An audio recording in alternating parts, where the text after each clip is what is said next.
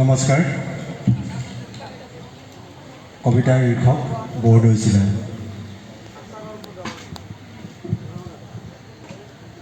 মাকৰ ঘৰলৈ কোন আহিছে, বৰদৈ চিলা নে তেজীমলা?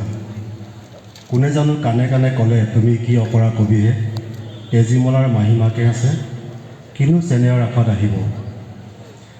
দূৰ দূৰণিৰ অচিন পাহাৰৰ ইপাৰে সম্ভৱতঃ বৰদৈ চিলাৰ ঘৰ। আহোঁ বুলি নিতৌ আহিব নোৱাৰে। বহাগতে বৰদৈ চিলাৰ ঘনে ঘনে মাকলৈ মনত পৰে। বৰযাত্ৰীৰ দৰে অজস্ৰ লগৰী এই ঘৰমুৱা আগমনৰ অহযাত্ৰী। বৰদৈ চিলা অহাৰ দিনা বেলি আন্ধাৰৰ আঁচলেৰে মুখ ঢাকি আঁতৰি যায়। নিদ্ৰাত মগ্ন ৰাতিৰ উজ্জ্বল তৰা, পুৰণি গছৰ শিপা ডালে পাতে স্বাগতম জনাই চিৰ বিদায় মাগে। আয়ে চোতালত দুখৰি পীৰা পাৰি এপাকি গোসা গায়, ও ঢুলীয়া মেঘ, ও বিজুলী নাচনি, অলপ ক্ষান্ত হোৱা। ইমান অস্থিৰ অশান্ত, কিয় ইমান উত্তাৱল বৰদৈ চিলা? নিমিষতে কিমান যে অঘৰী হ'ল চৰাই মানুহ। ধন্যবাদ। গংগামোহন মিলিক আমি আন্তৰিক ধন্যবাদ জ্ঞাপন কৰিলোঁ।